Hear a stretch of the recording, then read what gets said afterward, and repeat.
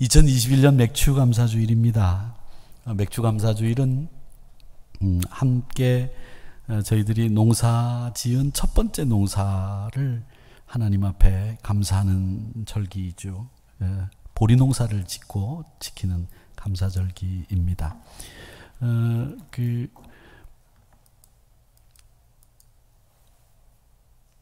유대인의 3대 절기 중에 하나가 이제 맥추절인데, 이 맥추절은 6월절을 지나서 7째 주가 지난 날이라 해서 이제 일주일 단위로 7번이 지났다 해서 7절이다 이렇게 부르고요.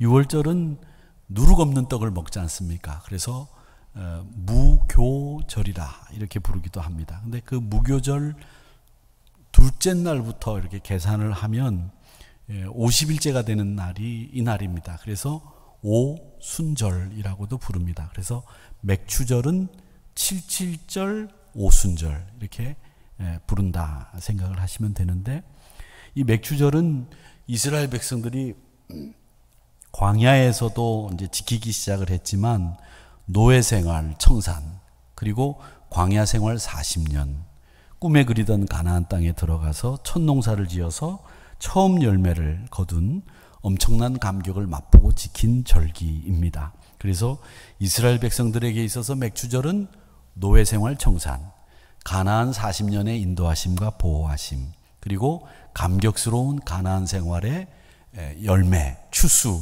이것을 얻은 그 감사, 이런 세 가지 의미가 담겨 있는 절기가 맥추절입니다. 신약시대에 와서는 이 맥추절, 우리가 보리 농사를 짓지 않기 때문에 이 맥추절의 의미를 어떻게 생각할 수 있겠느냐 생각할 수 있겠습니다. 이 맥추절을 어떤 의미에서 우리가 지킬 것이냐라고 하는 것이죠. 맥추절은 오순절이라고 제가 말씀을 드렸는데, 이 오순절 때 일어난 사건은 여러분 잘 아시는 것처럼 예수님이 승천하시고 난 뒤에 기다려라 예루살렘에서 이 말씀을 듣고 예루살렘 마가의 다락방이라고 하는 곳에서 120명의 성도들이 막 기도하다가 성령의 임재를 체험하게 되죠. 능력을 받게 되죠. 그러면서 이분들이 능력을 받고 변화를 체험하게 됩니다. 이렇게 성령님이 천지창조에도 같이 공동사역을 하셨지만 본격적으로 예수님을 대신해서 우리와 함께 일하시기 시작한 때가 이 맥추절입니다. 그리고 이 맥추절을 기점으로 해서 그 120명의 성도들이 능력을 받고 변화를 받은 다음에 부활 공동체, 교회 공동체를 만들게 된 거죠. 그래서 이 신약시대의 맥추절은 어떤 의미를 가지고 있느냐면, 예수님의 사역을 대신해서 성령님이 우리와 같이 일하기 시작을 했다라고 하는 의미가 또 하나 있고, 또 하나는 교회가 이날 탄생했던 생일이라고 하는 날, 이런 날로 이 맥추절을 지킬 수 있다, 이렇게 생각을 하시면 되겠습니다. 그러니까 구약시대 때 노예생활 청산, 광야에서의 인도와 보호하심, 그리고 가나안 땅에서의 감격의 첫 열매, 거기에 대한 감사, 이것을 신약시대에 와서는 성령 하나님의 임재와 그 능력을 체험한 성도들이 부활 공동체인 교회 공동체를 만들게 된 이 의미를 생각하면서 맥추절을 지키면 되겠습니다. 이 맥추절, 우리 성도들이 추구해야 될 것이 뭔가? 감사겠지요. 그런데 이 감사는 아무에게나 감사가 생기는 것이 아니라 성숙한 신자들이 삶의 태도가 감사입니다. 이 성숙하다고 하는 것은 과연 뭐냐? 저는 이 성숙이라고 하는 것은 그냥 나이 먹어 연륜이 많아서 저절로 되는 것이 아니라 시대와 상황에 맞게 말씀을 잘 적용하고 그 말씀을 나의 말씀으로 이 생활 속에서 풀어내는 사람, 이런 사람들이 성숙한 그리스도인들이다, 이렇게 믿습니다. 요즘은 개인의 능력을 굉장히 소중하게 생각을 합니다. 그런데 이 교회도 말이죠, 이 능력 있는 성도들을 우대하고 능력 있는 성도들을 좋아하는 추세로 갑니다. 그런데 여러분, 우리가 교회 성도들이 10명 모이면 그 10명 신자가 다 능력 있는 신자냐? 그렇지는 않습니다. 능력 있는 신자도 있지만 반면에 능력이 세상적으로 볼 때는 없는 성도들도 있습니다. 그러면 교회가 능력 있는 성도만 우대하고 그 사람들만 기뻐한다고 한다면 세상과 다를 바가 없겠지요. 교회는요, 능력 있는 성도가 우선인 그런 곳이 아니고 교회는 성숙한 성도가 이루어져서 성숙한 성도들이 모이는 곳이어야 합니다. 그래서 신앙은 능력이 아닙니다. 신앙은 성숙이라고 하는 중요한 목표가 있다는 것을 우리는 알아야 되는데, 유명한 성경 강해자인 제임스 몽고메리 보이스라는 목사님이 계십니다. 그분이 이런 얘기를 했어요. 성령의 열매를 행동으로 옮기는 것은 조금밖에 하지 않으면서 그것에 대해서 말하는 것은 쉬운 일이다. 따라서 그리스도인들은 성령의 실제가 우리 삶 가운데 드러나는 것은 이 감정이 고조된 그런 순간뿐만 아니라 우리 구체적인 현실 속에서 이 성령의 실제가 나타나도록 그렇게 배우고 익히는 생활을 해야 된다. 이렇게 말씀하셨어요. 여러분, 그러니까 우리 삶이라고 하는 것은 말로 되는 것이 아니라 행동 없이 말로만 신앙이 성숙해지는 게 아닙니다. 신앙이라고 하는 것은 성숙한 척 한다고 해서 되는 게 아니라는 거죠. 성숙한 신앙이라고 하는 것은 구체적인 현실 속에서 내 말씀이, 하나님의 말씀이 내 말씀이 돼서 그게 생활 속에서 드러날 때 이 사람이 성숙한 신앙인이다. 이렇게 이야기를 하신 겁니다. 성숙한 신앙은 이렇게 삶 속에서 구체적으로 드러나는 것인데, 이걸 저는 한마디로 얘기하면 섬김이라고 하는 말로 표현하고 싶습니다. 성숙한 성도들은 항상 섬기고 섬기는 삶을 살았습니다. 이게 꼭 뭐 누구 비유를 맞추면서 네네 그러면서 살라는 게 아니라, 여러분이 가지고 있는 달란트, 여러분이 가지고 있는, 여러분들이 가지고 있는 사명, 그걸 충실하게 감당하는 이 섬김의 삶을 우리 그리스도인들이 살았다는 거죠. 이런 사람들이 성숙한 사람이라는 겁니다. 우리가 오늘 갈라디아서를 읽었는데, 이 갈라디아서는 갈라디아 지역교회에 보낸 편지입니다. 갈라디아 지역이라고 하는 곳은 어떤 곳이냐 하면 말이죠, 갈라디아 지역은 바울이 동역자인 바나바와 함께 1차 전도 여행을 했던 곳입니다. 바울이 1차, 2차, 3차 전도 여행을 하고 네 번째 여행은 로마로 죄수가 돼서 끌려갔잖아요.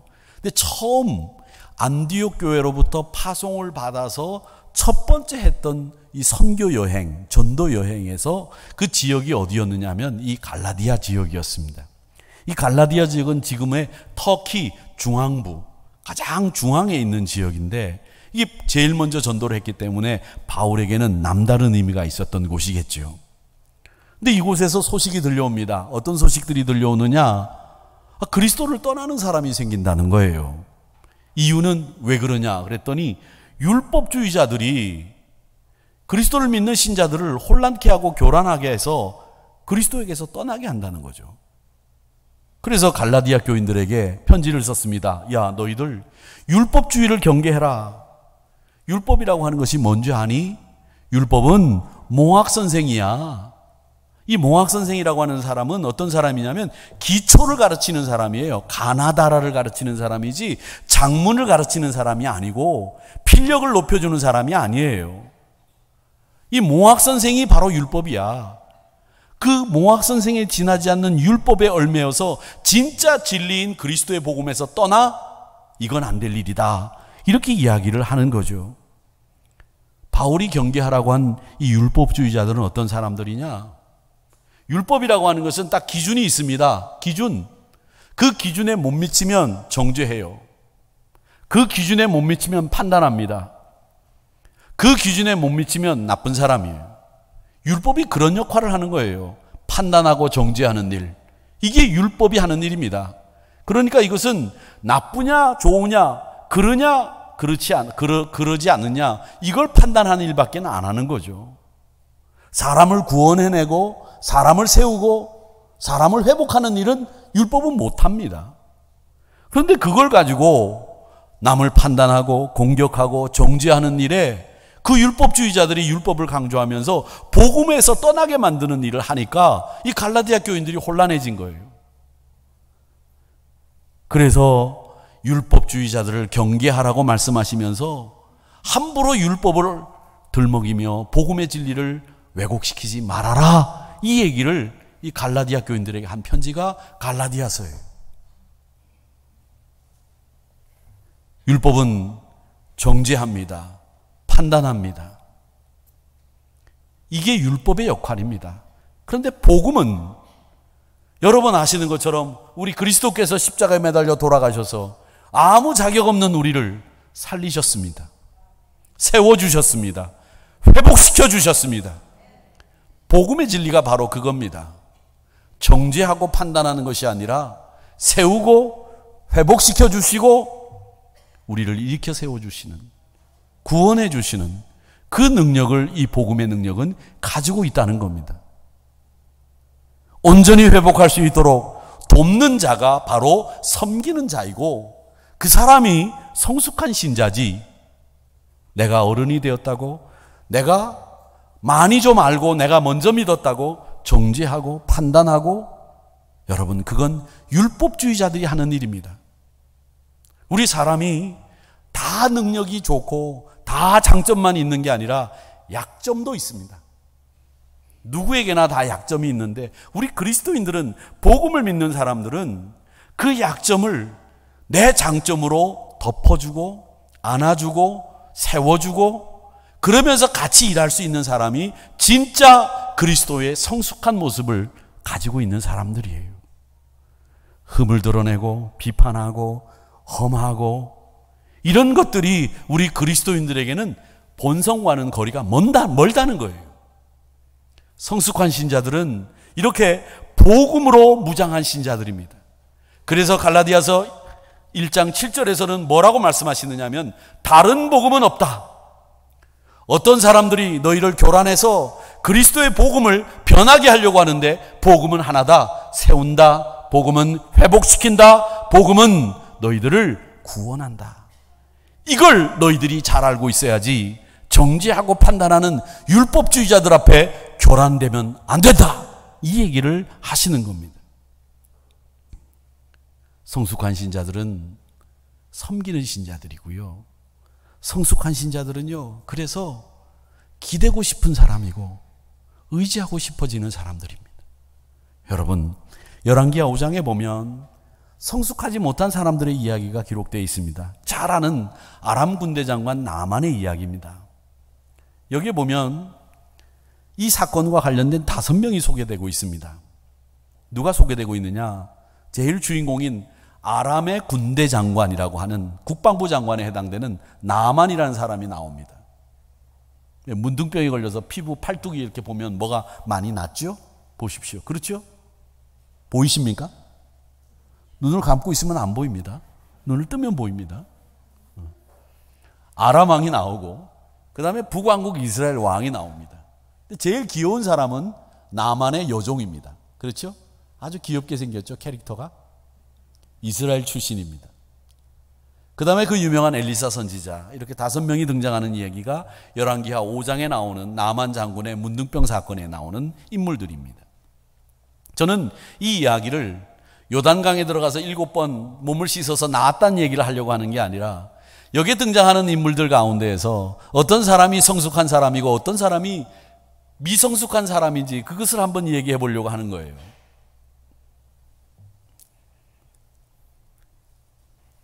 이 이스라엘 출신의 나아만 여종, 나아만의 여종인 이 작은 여자 하인이 자기 주인이 문둥병을 앓고 있으니까 고민하고 있었겠죠. 사회적으로는 지위도 있고 부도 가지고 있겠죠. 그런데 이 병 때문에 사람 구실을 못하니까 이 병을 좀 나아봤으면 좋겠다, 이런 마음을 가지고 이 병을 고칠 수 있는 방법은 다 동원해 봤을 거예요. 아마 좋은 병원, 약이라고 하는 건 다 써봤겠죠. 근데 안 낫는 거예요. 그리고 실망하고 있는데 이스라엘에서 온 작은 여자 하인이 이런 얘기를 합니다. 주인님, 우리나라 이스라엘에 가보면 아주 유명한 선지자 한 분이 계신데 그분에게 가면 주인님의 문둥병을 고칠 수 있을런지 모르겠습니다. 한번 가봅시다. 권면합니다. 그 조언을 듣고 좋다고 하니까 한번 가보자. 그래가지고 이 나만이 이스라엘로 출발하게 되는데, 출발하기 전에 자기의 상관이며 왕인 이 아람 왕에게 가서 보고를 합니다. 왕이시여, 제가 이 불치의 병 나만이 이 불치의 병을 앓고 있는데 이걸 고치기 위해서 제가 이스라엘에 잠깐 갔다 올 터이니 허락해 주십시오. 그래 오냐? 네가 나한테 충성을 했는데 갔다 오는 거 허락하마. 그리고 내가 북왕국 이스라엘 왕에게 친서를 써서 너를 여러 모양으로 도와주라고 하겠다. 아람 왕이 친서를 써서 북왕국 이스라엘 왕에게 보냅니다. 그리고 나만은 이제 북왕국 이스라엘로 가는 거예요. 가서 엘리사 선지자를 딱 만났는데 엘리사 선지자가 영접을 하고 예우를 해주고 국방부 장관에 해당되는 예우를 해주고 이랬으면 되는데 문도 안 열어주고 문전박대를 하는 거예요. 그리고는 방 안에서 요단강에 가서 7번 씻고 가세요. 그런 거예요. 얼마나 화가 납니까? 내가 그래도 나하만이 이 아람 나라의 군대 장관인데 나를 어떻게 이렇게 일개 선지자가 얕잡아보고 무시하나? 화가 난 거예요. 요단강 같은 물 우리나라에도 많아. 거기 가서 씻으면 되지. 뭐 할러 내가 여기까지 와서 요단강에 들어가. 에이. 그리고는 돌아가려고 하는 거예요. 그런데 이 여종, 귀엽게 생긴 이 여종이 나하만에게 얘기합니다. 주인님, 그러지 마시고 화내지 마시고 선지자가 하라는 대로 믿져야 본전, 땀도 많이 흘리셨으니 씻고 갑시다. 그래서 이 여종의 이야기를 듣고 나하만이 요단강에 가서 7번 들어갔다 나오다가 이 문둥병이 고쳤다는 얘기 아닙니까? 여러분 보세요. 이 나하만은 어떤 사람이냐? 자기 지위에 젖어서 내가 국방부 장관인데, 내가 이런 지위에 있는 사람인데 내가 거기에 걸맞는 예우를 못 받았어. 정작 자기가 지금 해야 될 일은 병 고치는 일인데 거기에 연연해서 자기의 틀을 벗어나지 못하는 거예요. 자기의 패러다임을 깨지 못하는 거예요. 그렇게 미숙한 모습을 그대로 보여주면서 분노에 차서 화가 나서 어쩔 줄 몰라 하면서 결국 병 고칠 수 있는 기회도 날려버릴 뻔했거든요. 아람 왕은 어떻습니까? 자기의 충직한 부하 나만이 병을 고친다고 하니까 기뻤겠죠. 친서를 써서 북왕국 이스라엘 왕에게 부탁을 했습니다. 그런데 아람은 지금 나라의 군사력이 막강해요. 그 주변을 호령할 수 있는 군대 가지고 있습니다. 이 큰 나라가 사실은 어떻게 행동하느냐에 따라서 작은 나라들은 떨기도 하고 작은 나라들은 위협에 어찌할 바를 모를 수 있는 그런 상황이 고대 사회 아닙니까? 북왕국 이스라엘 왕에게 편지를 썼어요. 우리 장군이 그 나라로 가니까 우리 문둥병 걸린 이 나만을 좀 고쳐달라고. 그렇게 자기의 헤아리지 못하는 그런 친서 하나가 북왕국 이스라엘 왕에게는 어떻게 받아들여졌겠습니까? 이 한센시병이라고 하는 문둥병은 못 고치는 병이에요. 그런데 네가 잘 도와서 고치라고 하니까 북왕국 이스라엘 왕은 그 말을 듣고 어떻게 생각했느냐? 야, 이거 우리나라를 침공하려는 명분을 찾으려고 이렇게 편지를 보냈구나.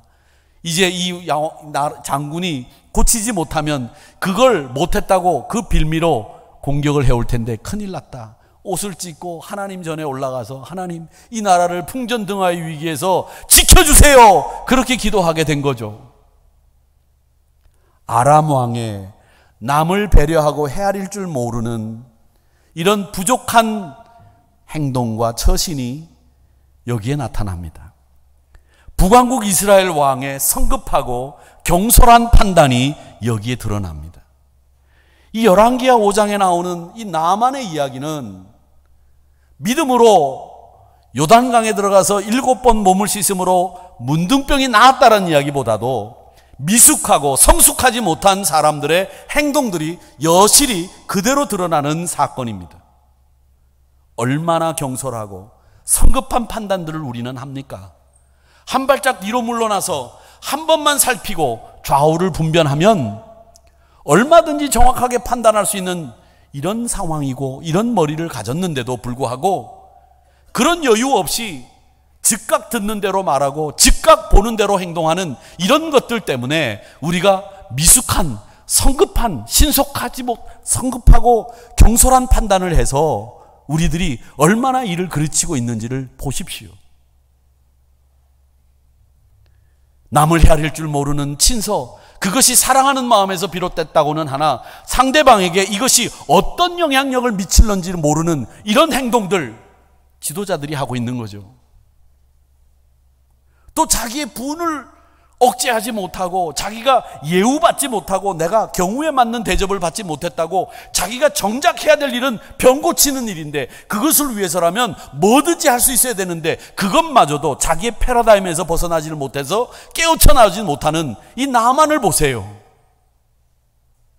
이게 성숙하지 못한 사람들의 모습들이라는 거죠. 그래서 열왕기 5장에 나오는 이 나만의 이야기는 나만의 분노, 북왕국 이스라엘의 성급한 판단과 경솔한 행동, 그리고 생각 없는 헤아릴 줄 모르는 아람 왕의 친서, 이런 성숙하지 못한 모습들을 우리에게 보여주고 있는 사건이기도 하다는 거예요. 반면에 이 나만의 어린 여종은 사리가 분명하고 지혜롭지 않습니까? 엘리사 선지자는 이 나만의 생활 태도와 가치관을 뒤흔들어 놓지 않습니까? 이게 바로 성숙함과 성숙하지 못한 것을 극명하게 보여주는 사건이라는 거죠. 사랑하는 성도 여러분, 성숙한 신자는 좀 더 신중하고 좀 더 헤아리고 자신의 성격을 잘 조절하고 감정을 컨트롤할 줄 아는, 그러면서 조용히 생각하며 처리할 줄 아는 이런 사람이라는 것을 이 열왕기하 5장은 우리에게 가르쳐주고 있는데 우리가 이런 교훈들을 놓치고 있다는 거죠. 성숙함이라고 하는 것이 무엇입니까? 저는 성숙함은 무엇인가 이런 생각을 하다가 요즘 그 성숙함에 대해서 가장 멋진 얘기를 하신 분이 성숙의 길이라고 하는 책을 쓴 싱클레어 퍼거슨 목사님입니다. 매추얼리티라고 하는 책을 쓰신 분인데 싱클레어 퍼거슨이라고 하는 목사님이십니다. 이분은 이 책에서 우리가 성숙함이라고 하는 것을 이루기 위해서 우리가 성숙해지겠다 이렇게 각오를 다지고 결단을 하는 것보다도 이 성숙함을 위해서 우리 신자들에게는 영적인 특권이 있다는 걸 깨닫는 게 중요하다고 말씀하셨어요. 영적인 특권이 있기 때문에 그 영적인 특권을 활용해서 우리는 성숙함을 이룰 수 있는 것이고, 그 영적인 특권을 이용해서 영적인 그 성숙함을 이루는데 그건 그리스도 안에 거하는 것, 그게 우리의 성숙함이라는 거예요. 그리스도 안에 거하고 영적인 특권을 활용하고 그러면서 우리가 성숙해진다는 거죠. 근데 이 그리스도 안에 거한다고 하는 것을 이 싱클레어 목사님도, 이 퍼거슨 목사님도 이런 얘기를 합니다. 우리는 비우는 게 아니다. 저도 그런 얘기를 많이 하지 않습니까? 우리 그리스도인들은 비우고 내려놓고, 물론 내려놓을 게 필요하긴 하죠. 근데 여러분, 근데 저는 이 내려놓고 비우는 거 아니라고 생각해요. 우리 그리스도인들은 채워야 돼요. 말씀으로 내 심령을 채우고 성령으로 내 심령을 채우고 하나님의 성령님의 지배로 나를 채워나가는 거예요. 그게 우리가 가져야 될 그리스도인들의 자세예요. 그리고 우리는 내려놓는 거, 물론 욕심을 내려놔야 되겠죠. 그런데 여러분, 우리가 사실은 내가 예수 잘 믿겠다고 하는 욕심도 욕심이거든요. 그런 거 다 내려놓지 마세요. 그러면 어떻게 해야 되느냐? 저는요, 선한 욕심은, 하나님 앞에 건전한 욕심은 가지셔야 된다고 보고, 그거보다 더 중요한 게 있어요. 그게 뭐냐? 여러분, 내려놓기보다 십자가를 지는 거예요. 우리 그리스도인들은 그래서 내 마음을 말씀으로 채우고 성령의 지배로 채우고 그리고 십자가를 지는 생활, 이게 맞는 거예요. 근데 목사님들이 자꾸 내려놔라, 비워라 이렇게 얘기하시는 분들이 있는데 그건 성경의 가르침하고 좀 안 맞다고 생각해요. 어떻게 생각하십니까? 여러분, 하누리교회 성도들이니까 하누리교회 목사가 얘기하니까 아유 그럼 맞습니다, 아멘입니다 이렇게 얘기하시겠지만, 여러분, 우리 그리스도인들은요 그리스도 안에 거해야 되는데, 그 그리스도 안에 거하는 것은 나를 비우기보다는 말씀으로 채우고 성령의 진리로 채우고 하나님의 지배를 받고 십자가를 지고, 그리고 우리 주님은 분명하게 얘기하셨습니다. 자기 부인. 이게 우리 그리스도인들의 삶의 딱 정확한 모습이에요. 그걸 가지고 우리가 그걸 교인들의 귀에 현란하게 듣기 좋게 내려놓아야 된다, 비워야 된다 이렇게 이야기하는 건 성경적인 가르침하고는 아하고 어하고 다르거든요. 정확하게 하자는 거죠. 그러니까 여러분 그걸 분명히 아시고 성숙함을 향해서 가야 되는데, 그거 아셔야 됩니다. 하나님은 우리가 성숙함을 향해서 이렇게 가는데 우리를 혼자 내버려 두시지 않으세요. 하나님은 우리가 소망이라고 하는 이유는 내가 성숙함을 향해서 가는 동안에 하나님이 늘 우리와 임마누엘 동행해 주시거든요. 내버려 두시지 않거든요. 예수님이 누가복음 10장에 보면 70명의 전도단을 파송합니다.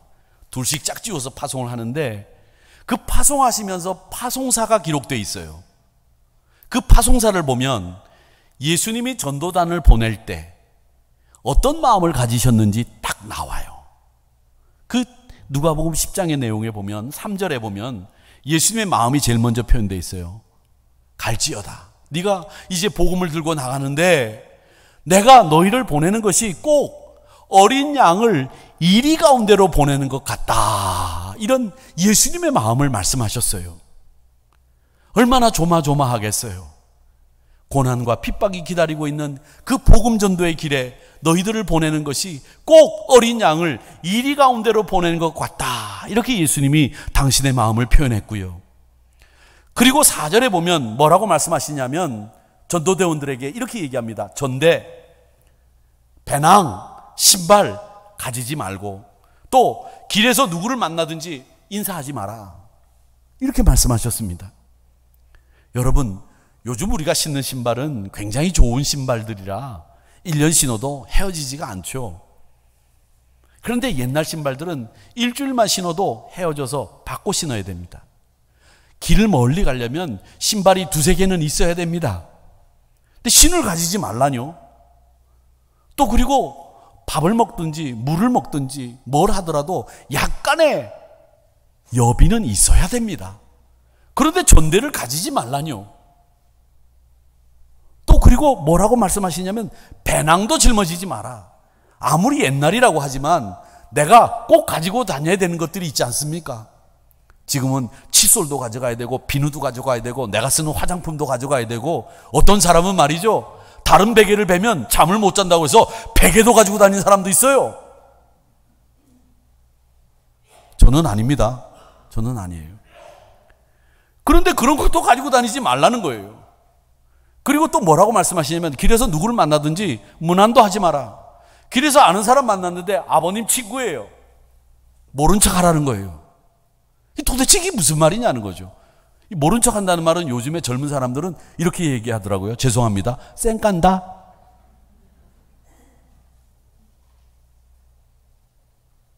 말도 참 희한하죠. 그렇게 하라는 거예요. 근데 이 말씀이 도대체 무슨 말씀이에요? 여러분, 이 말씀을 이렇게 해석하시는 분들이 많아요. 복음 전도하는 게 힘들고 어려우니 힘들고 어려운 복음 전도 너희들 각오해라. 이 말은 또 어떻게 들리냐면 복음 전도할 때 고생하라 이런 말로 들린단 말이죠. 근데 여러분, 복음 전파를 하는 사람이 고생해야 됩니까? 왜 고생해야 됩니까? 왜? 정작 고생해야 될 일은 복음 때문에 고생하는 건 괜찮아요. 그런데 신발 때문에, 돈 때문에 일부러 고생해야 될 이유는 없다고 봅니다. 복음을 위해서라면 마음껏 기도하고 후원해 줄 수 있는 그런 단체나 교회가 돼야 되죠. 그렇지 않아도 복음을 전하기 위해서 고생하고, 그렇지 않아도 영적인 치열한 전투 앞에 서 있는 그 사람에게 신발도 없이, 전대도 없이, 배낭도 없이, 아는 사람 만나도 모른 척하고 고생하면서 전도해? 이 말씀입니까? 아니에요. 이 말씀이 가지고 있는 진짜 의미는 뭐냐? 네가 지금 복음 전도를 하러 나가기 위해서 섰는데 이건 너를 위한 길이 아니야. 고생하라는 얘기가 아니라 너를 위해서 가는 길이 아니라 하나님 나라를 위해서 가는 길이야. 그들을 구원하기 위해서 가는 길이야. 그걸 말씀하시기 위해서 신발 가지지 마, 전대 가지지 마, 배낭 가지지 마. 아는 사람 만나도 모른 척하고 그저 복음 전파하는 일에만 그들을 위해서 섬겨라, 이 얘기예요. 여러분, 그렇지 않습니까? 그러면서 뭐를 전하라고 말씀하시느냐? 9절에 보니까 거기 있는 병자들을 고치고 너희가 입을 열어서 말해라. 하나님 나라가 너희에게 가까이 왔다. 이게 복음 전파의 메시지다. 이 얘기를 하시는 거예요. 이 길은 너희를 위해서 가는 길이 아니야. 돈 벌러 가는 길도 아니고 너희의 영광을 얻기 위해서 가는 길도 아니고 너희는 지금 그들을 구원하기 위해서 섬기러 가는 길이기 때문에 돈도 배낭도 신발도 네가 정말 필요로 하는 것도 필요 없을지도 몰라. 네가 지금까지 관계 맺고 있던 많은 사람들 필요 없을지도 몰라. 왜? 그들을 섬기기 위해서 복음을 전파하러 가는 길이니 그 길에 너의 사명과 너의 목숨을 걸어. 이 얘기를 하시기 위해서 전대나 배낭이나 신발 가지지 말라고 말씀하신 거예요. 이 말씀을 하시면서 예수님은 우리의 인간성을 간파하고 계셨다고 생각해요. 우리의 인간성이 어떤 거냐? 우리 사람은 다 이기적이거든요. 나는 이기적이 아니다 이렇게 말할 수 있는 사람은 아무도 죄송합니다만 없습니다. 우리는 다 이기적이거든요. 제가 이기적이다라고 이야기할 때 항상 쓰는 예화가 있지 않습니까? 제가 경험했던 일, 제가 아는 선배 목사님, 처갓집이 강원도 원주인데 부산에서 강원도 원주 갔다 오다가 밤눈도 어두운 양반이 운전을 하고 오다가 옆에 사모님하고 같이 운전하고 내려오다가 갑자기 앞에 트럭이 나타났어. 그게 주차하고 있는 트럭인지도 모르고 트럭이 나타나서 어떻게 했습니까? 내가 나를 위해서, 이 목회하는 나를 위해서 평생 고생한 내 아내를 살리고 내가 죽어야지 그러면서 그 트럭을 내 쪽으로 갖다 받았느냐? 아니에요. 핸들을 틀었어요. 자기는 그 다음날부터 멀쩡히 걸어서 다니셨고 사모님은 6개월 동안 목발 짚고 다니셨어. 여러분 안 그러실 것 같죠? 운전하다가 여러분 남편이 앞에 트럭을 만나거든 남편이 남편 쪽을 들이받을 거고 나는 안전할 거야. 천만의 말씀 만만의 콩떡. 절대 믿지 마세요. 핸들 틀어요. 이게 뭐냐 하면 우리 인간이 그만큼 이기적이라는 거예요. 우리 인간의 속성이에요. 그건 어쩔 수 없는 거예요. 그렇기 때문에 여러분 나는 이기적이 아니야 이런 말 하지 마세요. 우린 다 이기적이거든요. 그래서 7절에 이렇게 얘기를 합니다. 뭐라고 얘기하느냐? 스스로 속이지 마라. 뭘 속이지 말라는 거예요? 나는 예수 믿어. 내가 목사인데 내가 뭐 이기적이야. 나는 굉장히 이타적인 사람이야. 속이지 말라는 거예요. 왜 속이냐는 거예요. 이기적인데. 이건 하나님을 업신여기는 거야. 사람이 무엇으로 심든지 그대로 거둔다 이렇게 말씀하셨는데 이게 추수의 법칙이라고 얘기를 하기도 합니다만은 이 말씀은 우리에게 정확하게 말씀하시는 겁니다. 너희들 네 본성이 뭔지를 분명히 알고 그거 속이지 마라. 왜 그걸 속이고 자기 체면을 걸어서 나는 이기적이 아니고 나는 굉장히 선한 사람이고 이런 얘기하지 마. 다 거짓말이야. 그렇게 말씀하시는 거예요. 사랑하는 성도 여러분, 그렇기 때문에 우리 그리스도인들은 오늘 70명의 전도단을 주님이 파송하시면서 너희들이 가는 그 길이 복음을 위한 그 길인데 너희들이 너를 위해서 가는 길이 아니라고 하는 것을 분명히 알고 가야 돼. 그리고 너희들이 해야 될 말이 하나님 나라가 가까이 왔다고 말해야 돼. 이걸 말씀하신 거예요. 사랑하는 성도 여러분, 우리를 속이지 말고 우리가 어떤 사람이라는 것을 잘 알면 내가 어떻게 보면 더 잘 섬길 수 있는 길이 우리 눈앞에 보일지도 모릅니다. 그러면서 바울은 이렇게 얘기합니다. 선을 행하되 낙심하지 말지니 포기하지 아니하면 때가 이름에 거두리라. 선을 행하되 낙심하지 말라고 말씀하시죠. 이 말씀은 말이죠, 성숙한 사람은 다른 사람의 낙심을 격려를 통해서 회복시키는 일을 한다는 말씀이기도 하고요. 또 이 말씀은 바울이 왜 했는지를 잘 보셔야 돼요. 왜 바울이 이 얘기를 했을까? 선을 행하되 낙심하지 말라고 한 이유가 뭐냐? 그 이유는요, 선을 행하다 낙심을 하면 약이 없어요. 약이 없어요. 교회에서 파인애 전도 운동을 한다고 내가 매일 전화 걸고 선물 사다 주고 밥 사다 주고, 그런데 동네에 가보니까 내 욕을 있는 대로 다 하고 다녔네. 내가 저걸 교회 데리고 가 말어. 내가 저걸 위해서 지금까지 전화하고 선물 주고 밥 사주고 내가 못하라 했나? 나는 이제 절대 전도 안 해. 낙심한 거죠. 선을 행하다 낙심한 거죠. 약이 없어요. 무슨 일을 내가 추구하면서 무슨 일을 하다가 낙심하면 다른 방법을 모색하기도 하는데, 선을 행하다 낙심하면 그 일로 끝입니다. 바울은 그걸 잘 알았습니다. 여러분, 그런데 선을 행하다 낙심하지 말아야 되는 이유가 있습니다. 왜 선을 행하다 낙심하지 말아야 되느냐? 여러분은 그분들하고 차원이 다른 분이에요. 즉, 여러분들은 어떤 분이냐? 이미 이긴 사람들이에요. 이미 이길 사람이 아니고 이긴 사람들이란 말이죠. 승리의 성도들이란 말이죠. 그렇기 때문에 낙심하지 마세요. 아, 그런 일도 있을 수 있겠구나.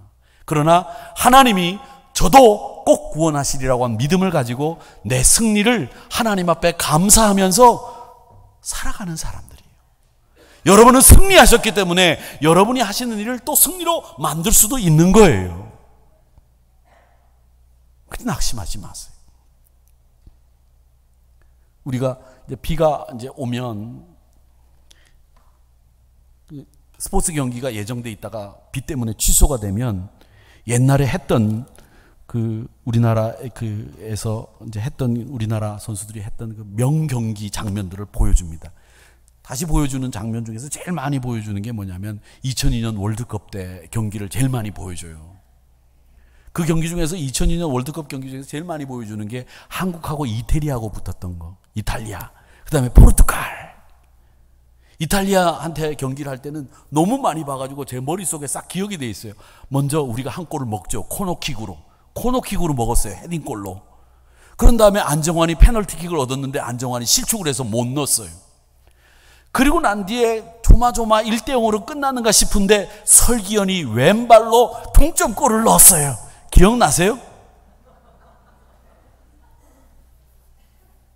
왼발로 동점골을 넣어가지고 설기현이 와 이러면서 나와서 1대1이 돼서 연장전으로 들어갔어요. 그 연장전에서 헤딩골로 안정환이 골든골을 넣었어요. 그래가지고 그 이태리를 꺾고 우리가 이겼어요. 여러분, 지금 그 경기를 보면서 여러분 어떻게 보십니까? 저는 그렇게 봅니다. 아, 지금쯤 이제 설기현이 한 골 넣을 때가 됐는데, 넣었다. 그렇지, 넣었다. 1대1. 연장전 들어갑니다. 지금쯤 안정환이 헤딩골 넣을 때가 됐네. 그래, 기다려보자. 넣었다. 그래, 이겼지. 이렇게 보시죠. 신앙인들은 바로 그런 마음을 가지고 우리 삶을 보는 거예요. 우리가 이미 이겼거든요. 승리했거든요. 낙심하면 안 되거든요. 야, 저러다 치면 어떡하지? 5분밖에 안 남았는데. 들어갑니다, 골이. 들어가게 돼 있어요. 이기게 돼 있어요. 그런데 지금 이긴 경기를 보면서 조바심을 치는, 질까봐 두려워하는 그런 마음 가지고 가는 사람이 바로 선을 행하다 낙심하는 사람들이란 말이에요. 여러분, 낙심하지 마세요. 여러분은 이겼습니다.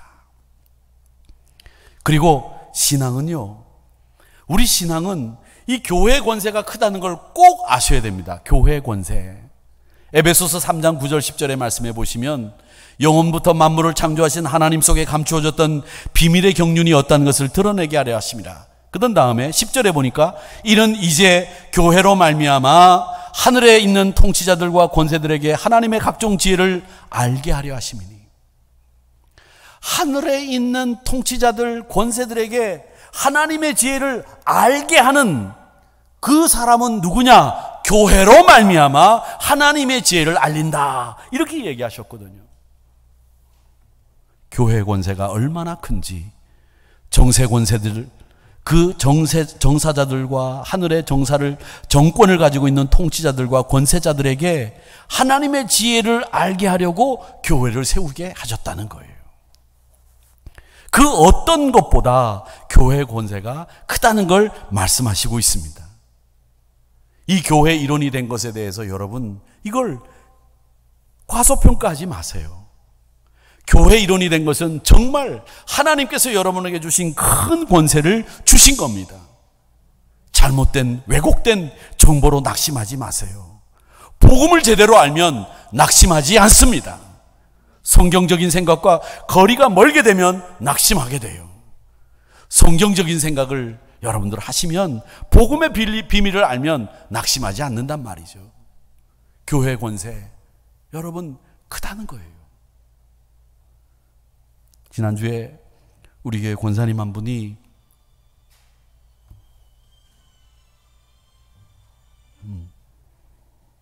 설교 끝낼게요. 끝났으니까 아마 설교가 길어져서 전화가 와서 지금 빨리 밥 먹으러 오라고 전화가 온 것 같은데 제가 끝낼게요. 뭘 또 봐도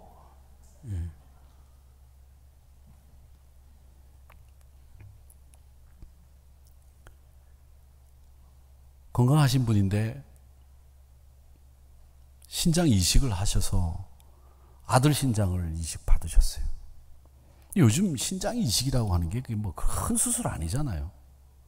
옛날에 92년도 3년도에는 간 이식도 우리나라에서는 3건 4건 정도 했는데 그중에 1건 정도밖에 성공을 못했어요.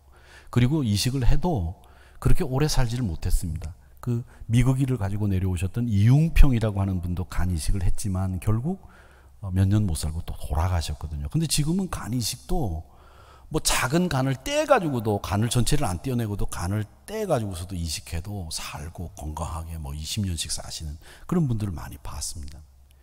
신장 이식은 이식 수술 가운데 제일 먼저 한 거기 때문에 제일 쉬운 수술인데 신장 이식을 받으셨는데 발작이 일어나고 혼수 상태에 빠져가지고 지금 못 깨어나고 있습니다. 그래서 중부기도팀에게 기도 부탁을 하고 저희들이 기도하는데 그 집사님이 남편 집사님이 전화를 하는데 막 울면서 교회 앞에 기도 부탁을 하셨어요. 저는 그 이 설교를 준비하면서 그 기도 부탁을 받으면서 이런 생각을 했어요. 아, 그렇다. 결국은 그 전화를 대통령에게 병원장에게 안 하는 거예요. 정말 간곡하기에 자기가 소망하는 걸 누구에게 부탁하느냐? 교회 앞에 부탁하는 거죠. 여러분 그렇습니다. 목사인 저희 입장에서 가끔 이런 생각 들어요. 아, 정말 봄에 장례식도 정말 많이 일어나는데 평상시에는 교회 관심도 없고 뭐 그냥 신앙생활도 엉망진창으로 하다가 돌아가시고 난 뒤에는 교회 보고 장례식 해달라고 한다. 귀찮죠? 장례식이 없으면 모르는데 제 솔직한 심정이에요.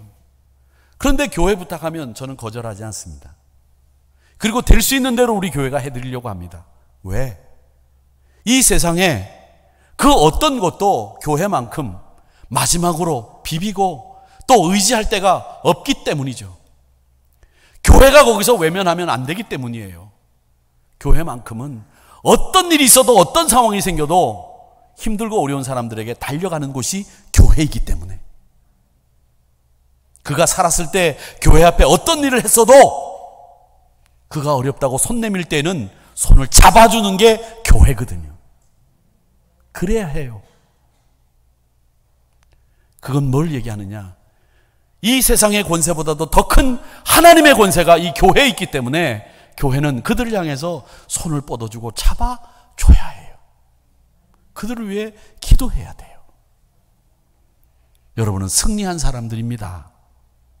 낙심하지 마세요. 이사야서 42장 4절 말씀을 보십시오. 그는 쇠하지 아니하며 예수님을 묘사한 말씀입니다.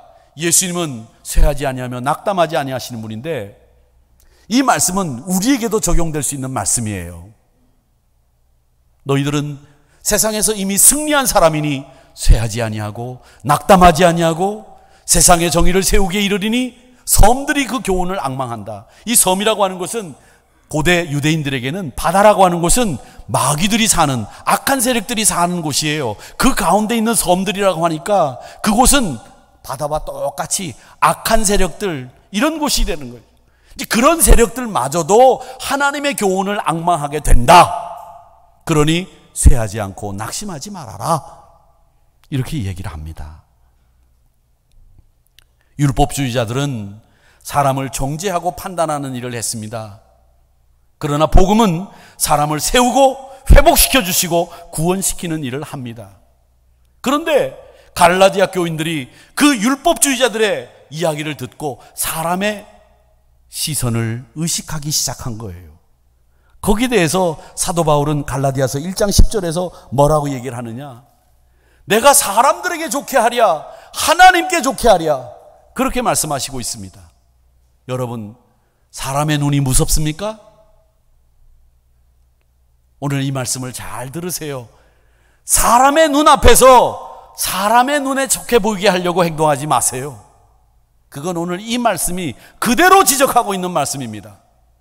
우리는 하나님 앞에 하나님을 기쁘게 해드리고 하나님을 좋게 하기 위해서 선 사람들이에요. 율법주의자들처럼 사람을 좋게 하기 위해서 서지 마시고, 복음의 사람들은 조용히 숨은 곳에서 하나님을 좋게 하려고 애쓰는 복음의 비밀을 맡은 사람이라는 것을 사도 바울은 분명히 이야기하셨습니다. 성숙한 그리스도인들은 하나님을 좋게 하려고 서 있는 사람들입니다.